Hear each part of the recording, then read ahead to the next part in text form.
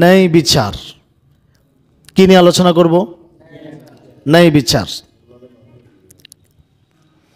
বর্তমান পৃথিবীর সকল অশান্তির কারণ, সকল বিশৃঙ্খলার কারণ, সকল হানাহানি, নৈরাজ্য, দ্বন্দ্ব, মারামারি, যুদ্ধ বিগ্রহের একদম প্রধান কারণ হচ্ছে ন্যায় বিচার শূন্যতা।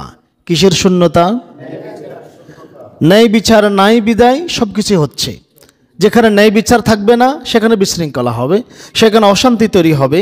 যেখানে ন্যায় বিচার থাকবে না সেখানে নৈরাজ্য তৈরি হবে, সেখানে হানাহানি মারামারি তৈরি হবে। কারণ সেখানে ন্যায় বিচারে নাই, মানুষের মৌলিক প্রধান অধিকারে নাই। চলমান পৃথিবীতে ন্যায় বিচারের বাণী সবাই আওড়ায়, সবাই বলে ন্যায় বিচার চাই, ন্যায় বিচার প্রতিষ্ঠিত করব। রাজনৈতিক দল মানে যারা ক্ষমতায় আসতে চায় ন্যায় বিচার প্রতিষ্ঠিত করব, ন্যায় বিচার নিয়ে এই করব ওই করব। আসলে ন্যায় বিচারটা, এই ন্যায় বিচার কথাটা শব্দ আর কাগজেই সীমাবদ্ধ, শব্দ আর কাগজেই সীমাবদ্ধ। বাস্তবতা খুবই সীমিত। বাস্তবতা কি? বাস্তবতা খুবই সীমিত।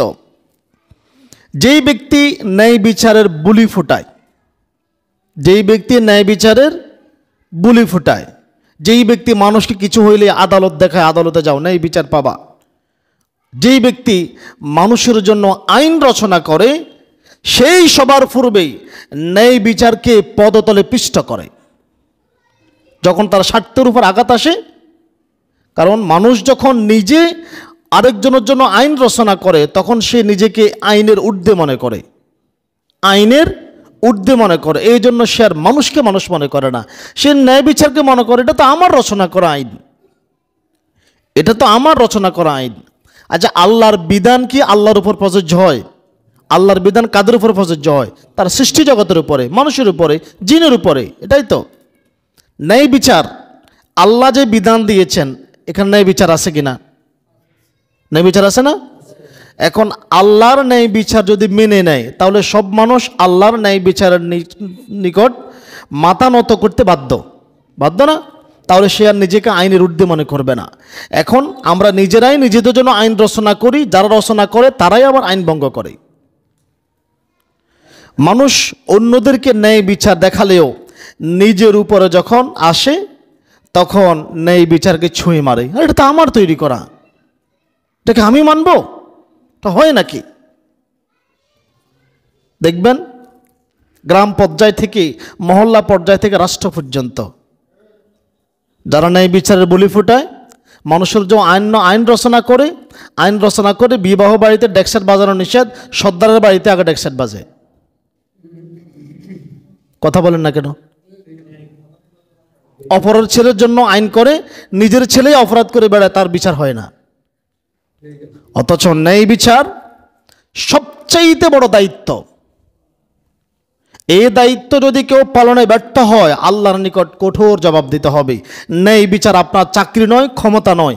আপনি বিচারক হয়েছেন মানেই আপনার উপর আল্লাহ বিশাল দায়িত্ব দিয়েছে। আপনি গ্রামের সর্দার হয়েছেন, সরকার হয়েছেন, আপনি মেম্বার হয়েছেন, চেয়ারম্যান হয়েছেন, তার মানে আপনি ক্ষমতা প্রাপ্ত হন নাই, আপনাকে দায়িত্ব দেওয়া হয়েছে। আপনি জজ কোর্টের, হাইকোর্টের, সুপ্রিম কোর্টের বিচারক নিয়োগ হয়ে গেছেন মানে আপনাকে ক্ষমতা দেওয়া হয় নাই, আপনাকে দায়িত্ব দেওয়া হয়েছে। আপনি ক্ষমতাবান নয়। আর এই দায়িত্ব পালনে যদি ব্যর্থ হন তাহলে জান্নাতের আশা ছেড়ে দেন। হযরতে মাকিল ইবনে ইয়াসার রাদিয়াল্লাহু তাআলা আনহু বলেন, আমি আল্লাহর নবীকে বলতে শুনেছি, আল্লাহর নবী বলেন, যার প্রতি আল্লাহ কোনো দায়িত্ব অর্পণ করেছেন, দায়িত্ব কার পক্ষ থেকে আসে? সমাজে আমার চেয়ে অনেক মেধাবী লোক আছে, কিন্তু ইমাম হিসাবে আল্লাহ আমাকে কবুল করছে। কথা বলেন না? ইমামতি করার মতো বহু লোক আছে, আমার সাথে আমার অনেক ওস্তাদ সামনে দাঁড়ায় নামাজ পড়াইতে পারে না ভয়ে, কিন্তু তার কাছ থেকে আমি এলেম নিয়েছি, তার এলেম আমি আজকে আপনাদেরকে শিক্ষা দিচ্ছি, সে পারতেছে না, কারণ আল্লাহ তাকে দায়িত্ব দেয় নাই, আমাকে দিয়েছেন।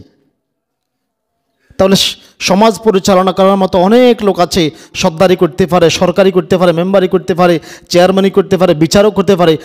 আপনাকে দিয়েছে মানে আল্লাহ আপনাকে পছন্দ করেছেন। আল্লাহ যার প্রতি আল্লাহ কোনো দায়িত্ব অর্পণ করেন অতঃপর সে সুষ্ঠুভাবে তা পালন করে না, সুষ্ঠুভাবে পালন করে না, আল্লাহর নবী বলেন সে জান্নাতের গন্ধ পাবে না। নাউজুবিল্লাহ।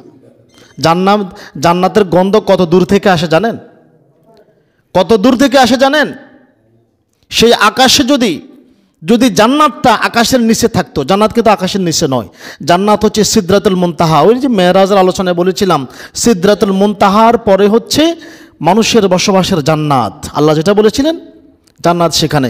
যদি জান্নাতটা আসমানের নিচে থাকতো তাহলে পৃথিবীর মানুষ জান্নাতের ঘ্রাণ পেত। আল্লাহু আকবার। অপর হাদিসে রয়েছে হযরতে আব্দুল্লাহ ইবনে আমর রাদিয়াল্লাহু তাআলা আনহু বলেন, ক্বালা সামি'তু রাসূলুল্লাহি সাল্লাল্লাহু আলাইহি ওয়াসাল্লাম, আমি আল্লাহর নবীকে বলতে শুনেছি, ইয়াকুলু, তিনি বলেন, ইন্না শাররার রিআইল হুতামাতু, নিশ্চয়ই নিকৃষ্ট দায়িত্বশীল হচ্ছে ওই ব্যক্তি যে অধীনস্থ জনগণের উপরে অত্যাচার করে। নাউজুবিল্লাহ। যে তার অধীনস্থ জনগণের প্রতি ন্যায় বিচার করে না, সে হচ্ছে সবচাইতে নিকৃষ্ট মানের দায়িত্বশীল। দায়িত্ব আপনার উপরে এসেছে মানে আপনি ক্ষমতাপ্রাপ্ত হন নাই, আল্লাহ আপনাকে দায়িত্ব দিয়েছেন।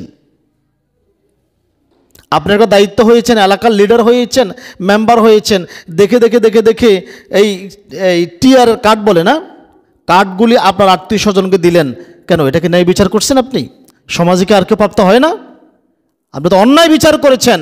এই আল্লাহর নবীর ভাষা তারা হচ্ছে নিকৃষ্ট দায়িত্বশীল। সহিহ মুসলিমের হাদিস। সবাই পাবে। আপনি দায়িত্ব পেয়েছেন মানেই আল্লাহর আইনের কাছে, ন্যায় বিচারের কাছে একবার রাস্তার ফকির যে অধিকার প্রাপ্ত হয়, রাষ্ট্রের প্রধানও সেই অধিকার প্রাপ্ত হবে। অধিকারের ক্ষেত্রে কোনো এদিক সেদিক করা যাবে না। ন্যায় বিচার পাওয়ার